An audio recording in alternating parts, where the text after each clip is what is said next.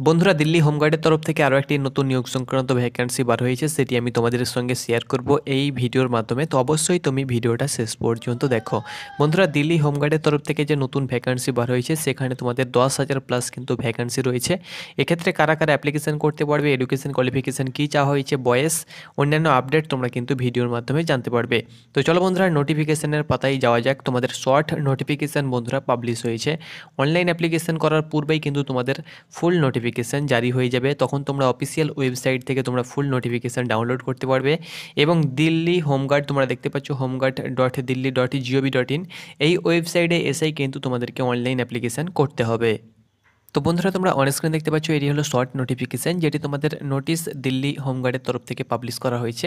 এখানে direct general of home guard এটি তোমাদের নিউ দিল্লির তরফ থেকে কিন্তু পাবলিশ করা হয়েছে। এখানে তোমরা দেখো যে তোমাদেরকে ওয়েবসাইট দেখালাম, সেই ওয়েবসাইটে গিয়ে কিন্তু তোমাদেরকে অ্যাপ্লিকেশন করতে হবে। অনলাইন অ্যাপ্লিকেশান 24/1/2024 থেকে 13/1/2024 তারিখ পর্যন্ত কিন্তু অ্যাপ্লিকেশান করতে পারবে। 13ই ফেব্রুয়ারি লাস্ট ডেট। এখানে দেখো বয়েস যেটা তোমাদের কাউন্টিং করা হবে সেটি তোমরা পেয়ে যাবে, সেটি আমি তোমাদের সঙ্গে শেয়ার করে দিচ্ছি। এখানে তোমাদের নিচে বয়েস দেওয়া হয়েছে।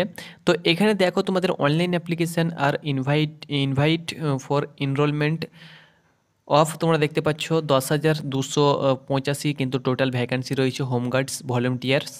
এর মধ্যে কিন্তু তোমাদের পার্সেন্টেজ ভাগ করে দেওয়া হয়েছে। যেমন তোমরা এখানে দেখতে পাচ্ছ 15% এসসির জন্য, 7.5% শিডিউল ট্রাইবের জন্য এবং 27% কিন্তু ব্যাকওয়ার্ড ক্লাসেসের জন্য, আদার ব্যাকওয়ার্ড ক্লাসেস অর্থাৎ ওবিসির জন্য, এবং বাকি 33% তোমরা দেখতে পাচ্ছ তোমাদের সিএপিএফ যারা এক্স সার্ভিসম্যান সিএপিএফ রয়েছে তাদের জন্য, এবং বাকি যেটা থাকবে সেটা কিন্তু তোমাদের ইডাব্লিউএস তার সঙ্গে সঙ্গে জেনারেল ক্যাটাগরির জন্য।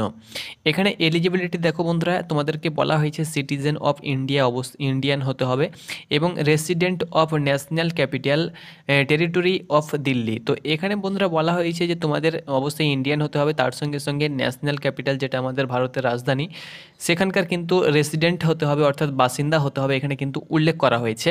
তবে বন্ধুরা এখনও পর্যন্ত তোমাদের ফুল নোটিফিকেশান জারি হয়নি, সেহেতু বন্ধুরা ফুল নোটিফিকেশানে যদি তোমাদের অল ইন্ডিয়ার প্রার্থীরা অ্যাপ্লিকেশন করার ব্যাপারটা উল্লেখ থাকে তাহলে কিন্তু তোমরা অল ইন্ডিয়ার যে কোনো প্রান্ত থেকে অ্যাপ্লিকেশন করতে পারবে, অর্থাৎ আমাদের পশ্চিমবঙ্গের প্রার্থীরা আবেদন করতে পারবে। কিন্তু শর্ট নোটিফিকেশানে বন্ধুরা তোমাদের শুধুমাত্র এখানে বলা হয়েছে তোমাকে রেসিডেন্ট অফ ন্যাশনাল ক্যাপিটাল অর্থাৎ দিল্লির কিন্তু বাসিন্দা হতে হবে, এখানে কিন্তু উল্লেখ করা হয়েছে। বা এইসব ডকুমেন্টস তোমার যদি দিল্লির থাকে তবুও কিন্তু তুমি আবেদন করতে পারবে। অনেকে রয়েছে যারা আমাদের বাংলার প্রার্থী রয়েছে, অনেকে দিল্লিতে বসবাস করে, অনেক দিন ধরে বসবাস করে, 10 বছর 15 বছর, এবং সেখানকার স্থায়ী বাসিন্দা হয়ে গিয়েছে, তারাও কিন্তু এই ভ্যাকেন্সিতে আবেদন করতে পারবে। প্রুফ অফ তোমাদের রেসিডেন্ট অফ দিল্লির হিসাবে এই যে কোনো একটা ভ্যালিড পাসপোর্ট, দেখতে পাচ্ছ ইলেকশন কমিশন ফটো আইডি অর্থাৎ ভোটার আইডি কার্ড। তো এই যে কোনো একটা আইডি প্রুফ তোমাদের থাকলে তোমরা কিন্তু অনায়াসে আবেদন করতে পারছো।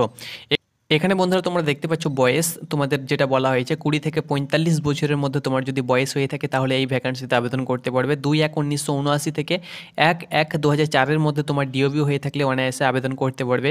এক্স সার্ভিসম্যান যারা রয়েছে বা সিএপিএফ এক্স সার্ভিসম্যান পার্সোনাল যারা রয়েছে তাদের ক্ষেত্রে 10 পাস হয়ে থাকলে তারা আবেদন করতে পারবে, এবং বাকি যারা রয়েছে তারা কিন্তু 12 ক্লাস পাস হয়ে থাকলে আবেদন করতে পারবে। মিনিমাম তোমাদের যে উচ্চতা সেটি 165 সেন্টিমিটার উচ্চতা হতে হবে মেলের ক্ষেত্রে, এবং ফিমেলের ক্ষেত্রে কিন্তু 152 সেন্টিমিটার হতে হবে। ওকে, এখানে বন্ধুরা তোমরা দেখতে পাচ্ছ তোমাদের মেলের ক্ষেত্রে আলাদা রেস এবং ফিমেলের ক্ষেত্রে কিন্তু আলাদা রানিং হবে। যেমন দেখতে পাচ্ছ 30-এর নিচে তোমার যদি বয়স হয়ে থাকে তাহলে 1600 মিটার রান হবে 6 মিনিট। 30 থেকে 40 বছরের মধ্যে তোমার যদি বয়স হয়ে থাকে তাহলে 1600 মিটার 7 মিনিট। 40 থেকে 45 বছরের মধ্যে বয়স হয়ে থাকলে 1600 মিটার 8 মিনিট সময় কিন্তু দেওয়া হবে। আর যারা এক্স সার্ভিসম্যান এবং সিএপিএফ ক্যান্ডিডেট তাদের জন্য কিন্তু 10 মিনিট 1600 মিটার সময় দেওয়া হবে। ফিমেলের ক্ষেত্রেও কিন্তু বয়স অনুসারে 30-এর নিচে হলে 1600 মিটার 8 মিনিট। বিটুইন তোমরা দেখতে পাচ্ছ 30 থেকে 40 বছরের মধ্যে বয়স হয়ে থাকলে তোমরা দেখতে পাচ্ছ 1600 মিটার 9 মিনিট। 40 থেকে 45 বছরের মধ্যে বয়স হয়ে থাকলে 1600 মিটার কিন্তু 10 মিনিট সময় দেওয়া হবে। Ex serviceman CAPF ex serviceman হয়ে থাকলে তাদের ক্ষেত্রে কিন্তু 1600 মিটার 12 মিনিট কিন্তু সময় দেওয়া হবে। এখানে তোমরা অ্যাপ্লিকেশন ফিস তোমরা দেখতে পাচ্ছ 100 টাকা কিন্তু পার ক্যান্ডিডেট তোমাদেরকে চার্জ কিন্তু দিতে হবে। তবেই তুমি কিন্তু অ্যাপ্লিকেশন করতে পারবে। হাউ টু অ্যাপ্লাই তোমরা দেখতে পাচ্ছ এই ওয়েবসাইটে গিয়ে তোমাদেরকে অ্যাপ্লিকেশন করতে হবে। যাবতীয় তথ্য বন্ধুরা যেগুলো তোমাদের পিইটি পিএমটি সেগুলো কিন্তু তোমাদের দিল্লিতে হবে এবং পরীক্ষা কিন্তু তোমাদের দিল্লিতে হবে। প্রথমে তোমাদের রিটেন এক্সাম হবে, তারপরে পিইটি পিএমটি হবে, তারপরে ডকুমেন্টস ভেরিফিকেশন হবে। এইভাবে কিন্তু পুরো প্রসেসটা সিলেকশন প্রসেসটা কমপ্লিট হবে। তো এইটি তোমাদের শর্ট নোটিফিকেশান। ফুল নোটিফিকেশান তোমাদের আপলোড হয়ে গেলেই তোমরা কিন্তু অ্যাপ্লিকেশন করতে পারবে এবং ফুল নোটিফিকেশান জারি হলেই কিন্তু তোমরা আরও ডিটেলসে কিন্তু সেখানে দেওয়া থাকবে, তখন তোমরা কিন্তু জেনে অ্যাপ্লিকেশন করতে পারবে। যদি আমাদের অল ইন্ডিয়া অ্যাপ্লিকেশন হয় তাহলে অল ইন্ডিয়ার প্রার্থীরা অ্যাপ্লিকেশন করতে পারবে, নচেত এখানে কিন্তু শর্ট নোটিফিকেশানে দিল্লির প্রার্থীরা এখানে বলা হয়েছে, অর্থাৎ residential in of Delhi national ক্যাপিটালের কিন্তু থাকতে হবে, তবেই কিন্তু অ্যাপ্লিকেশন তুমি করতে পারবে।